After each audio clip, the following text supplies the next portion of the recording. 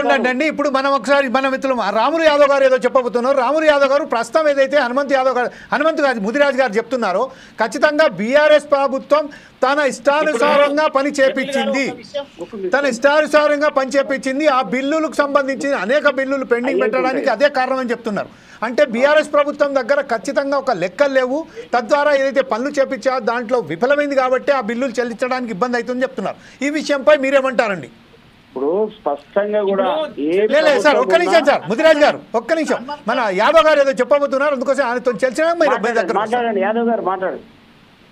ఇప్పుడు హనుమంతన్నకి నేను ఒకటే చెప్తా ఉన్నాను, మొన్నటి ఎన్నికల ముందు వరకు మన ముఖ్యమంత్రి గారు కాంగ్రెస్ పార్టీ నాయకులు అదే సర్పంచ్ల దగ్గరికి వెళ్ళి మనమే చెప్పినాం, ఏమనంటే మీకు అన్యాయం చేస్తా ఉంది ఈ ప్రభుత్వము, మీకు బిల్లులు ఇవ్వట్లేదు, మీ బిల్లులు అన్ని కూడా మేము చెల్లిస్తాము, మేము ప్రభుత్వంలోకి వచ్చిన తర్వాత ఈ గ్రామ పంచాయతీకి సంబంధించినటువంటి నిధుల విషయంలో స్పష్టంగా మిమ్మల్ని ఆదుకుంటామని మనం హామీ ఇవ్వడం జరిగింది. ఇప్పుడు 19 నెలల్లో దాదాపుగా ఒక ముఖ్యమంత్రి గారు చెప్పినట్టు లెక్క పెట్టుకున్నా కూడా 19, 18, 20,000 కోట్లు వేసుకున్నా కూడా 4.5 లక్షల కోట్ల చెల్లింపులు జరిగినాయి. అందులో జీతాలు కావచ్చు, ఇంకేమైనా కావచ్చు. 4.5 లక్షల కోట్ల రూపాయలు ఎక్స్పెండిచర్ చేసినటువంటి ఈ ప్రభుత్వం 1,200 కోట్ల రూపాయలు సర్పంచ్కి ఎందుకు ఇస్తలేదో చెప్పాలండి. అంతకంటే ముందు పని చేయించారు వాళ్ళు, లేట్ చేస్తేనే కదా ఇలా మీ ప్రభుత్వం వచ్చింది. ఇలా కాంగ్రెస్ కు ఓట్లు ఎందుకు వేసిండ్రు? సమాధానం ఇవ్వబోతున్నారు, మనం సమాధానం విందాం. యాదవ్ గారు వాస్తవంగా అప్పుడున్న సర్పంచులు బీఆర్ఎస్ ప్రభుత్వాన్ని అడగలే. ఎంబడే అసలు నిధులుంటే వాళ్ళు పని చేయాలి, నిధులు లేకున్నా ప్రొసీడింగ్ చూసి సంతోషపడి వాళ్ళు వర్కులు చేసారు.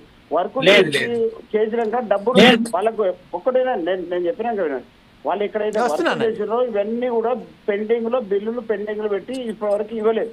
కానీ నిజంగా కూడా రేవంత్ రెడ్డి గారు ఏమన్నారనే, అప్పుడు ప్రభుత్వం ఇచ్చినా ఏ ప్రభుత్వం ఇచ్చినా మా ప్రభుత్వం వచ్చింది కాబట్టి ఒక టైం తీసుకొని ఆ యొక్క కాంట్రాక్ట్ డబ్బులు కూడా ఇప్పిస్తామని చెప్పారు. కానీ ఇప్పుడు సంక్షేమ పథకాలు ఇవన్నీ ఉన్నాయి కదా, ఇప్పుడు 4.5 లక్షల కోట్లు అంటున్నారు. ఈ 4.5 లక్షల కోట్లు కూడా ప్రతి నెల ఎంత ఖర్చు చేస్తున్నాం, జీతాలు కానీ లేకపోతే రెవెన్యూ కానీ రైతులు కానీ రుణమాఫీ కానీ ఇవన్నీ సంక్షేమ పథకాలకు ఇచ్చుకుంటున్నా మళ్ళీ అన్నిటి కూడా ఇచ్చేస్తూ ఈరోజు ప్రభుత్వం ముందుకెళ్తా ఉన్నది. అయితే అప్పుడున్నటువంటి సర్పంచులు మరి అప్పుడున్న బీఆర్ఎస్ ముఖ్యమంత్రి మరి కేసీఆర్ ని ఎందుకు అడగలేకపోయారు? వాళ్ళ నిర్లక్ష్యం కదా, వాళ్ళ నిర్లక్ష్యంతో కదా ఇదంతా జరిగింది. హనుమంతన్న ఒక్క పొంగులేటి శ్రీనివాసరెడ్డి ఇద్దరు బిల్లులు చాలు వీళ్ళందరికీ, 2 బిల్లులు. ఇప్పుడు ఇచ్చినటువంటి కాంగ్రెస్ ప్రభుత్వము పొంగులేటి శ్రీనివాసరెడ్డి గారికి, మెగా కృష్ణారెడ్డి గారికి ఇచ్చిన దానిలో చారానిస్తే మళ్ళీ అప్పులలో ఉండరు. ఇక పెండింగ్ లో ఉన్నాయి. పొంగులేటి శ్రీనివాస్ గారు కూడా అప్పుడు బీఆర్ఎస్ ప్రభుత్వం చేసే కాంట్రాక్ట్ బిల్డింగ్లు ఇప్పుడు కూడా పెండింగ్ ఉన్నాయి. అప్పుడు రాజగోపాల్ రెడ్డి గారు కూడా పెండింగ్ ఉన్నాయి. మీరు ఏమనుకుంటున్నారంటే లేదు బ్యాంకర్స్ దగ్గర లేదు లోన్లు తెచ్చుకొని చేసిన పనులవి. కానీ ఇక్కడ సర్పంచ్లు అందరూ వాళ్ళ పుస్తకాలు, అప్పులు, కాగితాలు పెట్టుకొని తెచ్చిన లోన్లు ఇవి.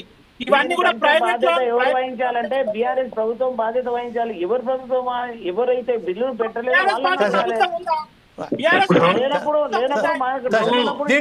దీంట్లో ఆచార్య గారు చాలా సపోర్ట్